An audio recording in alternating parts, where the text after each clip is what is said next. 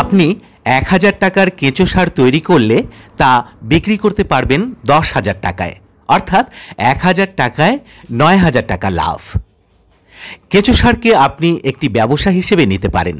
ভাবছেন কেঁচো সার কোথায় বিক্রি করবেন? কষ্ট করে খোঁজ খবর নিন, কেঁচো সার বিক্রির অনেক জায়গা আপনি পেয়ে যাবেন। কেঁচো সার অল্প সময়ে, অল্প ব্যয়ে এবং অল্প পরিশ্রমে তৈরি করা যায়। এই ভিডিওতে আমরা তা জানব। কেঁচো সার তৈরি করতে লাগে শুধু কেঁচো এবং গোবর। ১ কেজি কেঁচো সার তৈরি করতে খরচ হবে ১ থেকে ২ টাকা।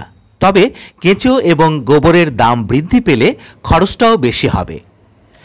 উল্লেখযোগ্য হলো, কেঁচো একবার কিনলে আর কিনতে হবে না, কারণ কেঁচো বংশবৃদ্ধি করে। এখন জেনে নিন কিভাবে আপনি কেঁচো সার তৈরি করবেন। আমি রিপন ইসলাম। আমি পেশায় একজন কৃষক পরিবারের সন্তান এবং নিজেও কৃষিকাজের সাথে যুক্ত, এবং আমি ডিপ্লোমা কৃষিবিদ। এই ভার্মি কম্পোস্ট যেটা আমার প্রজেক্ট আর কি, যে মূলত আমি 8টা হাউস প্রথম অবস্থায় করেছি। ভার্মি কম্পোস্ট সারটা কীভাবে তৈরি করা হয় এই বিষয়ে যদিও আমি এগ্রিকালচার ডিপ্লোমা নিয়ে পড়াশোনা করছি, আমার একটা ধারণা তো আছেই। সেই সাথে ভার্মি কম্পোস্ট তৈরির একটা প্রশিক্ষণ নেই, এবং সেই প্রশিক্ষণ পাওয়ার পর আমার কাছে আরও খুবই সহজ হয়েছে এবং ইজিলি হয়েছে এই কাজটা করার ক্ষেত্রে। তো সেই বিষয়টা যেভাবে তৈরি করা হয় আমি যদি একটু বলি, এই যে একটা হাউস, এই হাউজের মধ্যে একটা হাউজের মধ্যে 5 মণ গোবর দেওয়া যায়। তবে এই গোবরটা আমরা যখন দিব, অবশ্যই এই গোবরটাকে আমরা আলাদা জায়গায় একটা ডাম্পিং যেটা বলি, বা একটু আধা শুকনা বলা হয় আর কি, যে কোনো একটা আলাদা হাউজের মধ্যে বা কোনো একটা জায়গা, নির্দিষ্ট জায়গার মধ্যে আমরা সেই গোবরটাকে 5 থেকে 7 দিন বা 10 দিন পর্যন্ত আমরা রাখবো, যাতে গোবরের যে একটা গ্যাস রয়েছে সেই গ্যাসটা যাতে বের হয়। এবং দ্বিতীয় কথা এই গোবরটা যাতে একটু হালকা, এই যে দেখতেছেন এরকম যাতে একটু শুকনা হয়, আদা শুকনা, একবারে শুকনা হইলে কেঁচো খাবে না, এবং বেশি আবার পানি বেশি থাকলে বা না শুকাইলে আবার সেটা আবার কেঁচো গ্যাস হয়ে মারা যাওয়ার সম্ভাবনা থাকে। সেই ক্ষেত্রে এটাকে আধা শুকনা অবস্থায় আমরা একটা হাউসে যেহেতু 5 মণ গোবর ধরে, সেটা পুরো হাউসটাতে আমরা দিয়ে দিব। এবং দেওয়ার পর আমরা একটা হাউসে যদি আমরা ভালো রেজাল্ট পেতে চাই, মূলত একটা হাউসের জন্য মিনিমাম 5 মণ গোবরের জন্য 2 থেকে 2.5 কেজি কেঁচোর প্রয়োজন। তাহলে একটা ভালো রেজাল্ট পাওয়া যাবে। আর আমরা শুরুতে যদি কেউ শুরু করতে চাই, সেক্ষেত্রে আমরা 200 গ্রাম বা 250 গ্রাম কেঁচো দিয়েও শুরু করতে পারি। তাহলে পরবর্তীতে সেটার বংশ বিস্তার করবে কেঁচোর, সেটা বৃদ্ধি হবেই, সেটা পর্যায়ক্রমে আমরা বৃদ্ধি করতে পারবো। কিন্তু যদি আমরা ব্যবসায়িকভাবে চিন্তা করি, তাহলে অবশ্যই একটা হাউসে আমাদের মিনিমাম 2 থেকে 2.5 কেজি কেঁচো দিতে হবে। তাহলে 30 থেকে 45 দিনের মধ্যে একটা হাউসের 5 মণ গোবর পুরোটাই আমরা সার হিসেবে পেতে পারবো। যখন আমরা তৈরি করি, আমাদের একটা জিনিস লক্ষ্য করতে হবে, যখন আমরা গোবরটা হাউসের মধ্যে দিলাম, আমরা কেঁচো দিলাম, কেঁচোর কিন্তু সবচেয়ে বড় শত্রু পিঁপড়া। তো সেক্ষেত্রে অবশ্যই আপনি এখানে হয়তো লক্ষ্য করছেন কিনা জানি না, এই আমার হাউজের চতুর্দিকে বাউন্ডারির একটা ড্রেনের মতো করা আছে, যেটাতে আমি পানি দিয়েছি।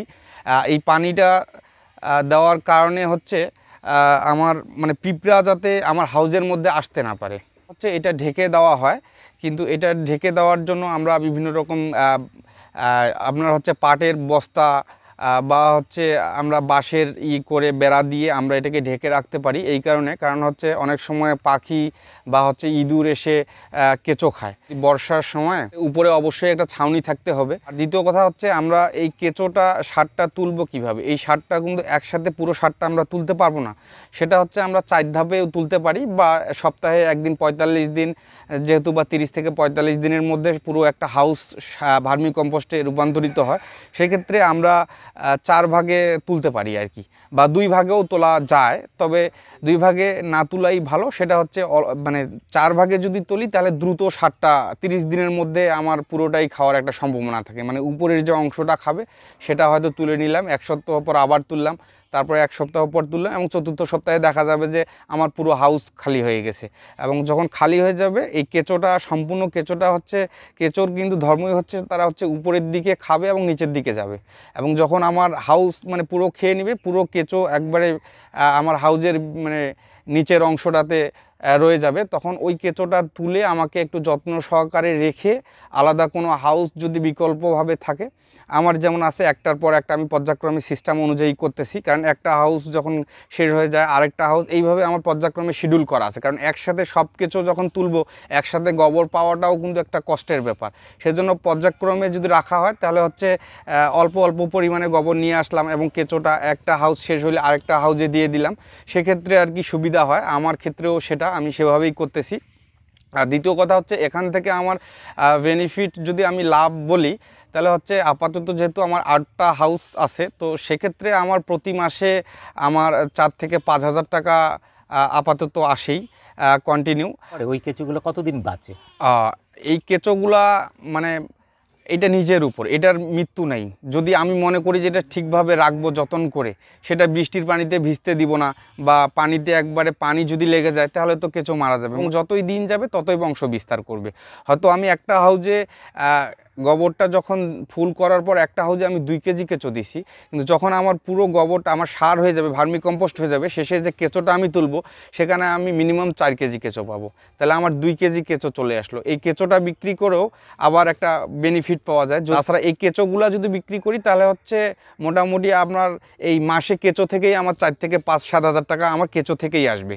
মানে সার থেকে যে পরিমাণ টাকা আসবে, কেঁচো থেকেও ঠিক সেম পরিমাণ টাকা আসবে। কিন্তু এটার হচ্ছে একটু বাজারজাতটার একটা বিষয়, যে এটা বিক্রি করব আমি কিভাবে বা কে নেবে। এই জন্য আমি চাচ্ছি যে এলাকার মানুষকে আমি একটু আপনার মাধ্যমে বলতে চাই যে এই ধরনের কাজ অবশ্যই যাতে সচরাচর করা হয়। এটা বাইরে বিক্রি করতেছি আমি 2,000 টাকা কেঁচো কেজি, এবং হচ্ছে সার বাইরে খুচরা বিক্রি করতেছি 12 টাকা কেজি, এবং হচ্ছে পাইকারি 10 টাকা। এটা বাজারজাত করব, যখন আমি বাইরে বিক্রি করব, তখন হচ্ছে দেন অবশ্যই আমার এই সারটাকে ভালোভাবে রোদে শুকাতে হবে। এটা যখন রোদে শুকানো হবে তখন হচ্ছে একবারে চা পাতার মতো ঝুরঝুরে হয়ে যাবে। আমি যদি বস্তা করে রাখি সেটা 1-2 বছরও রাখা সম্ভব, এটার মান কমবে না।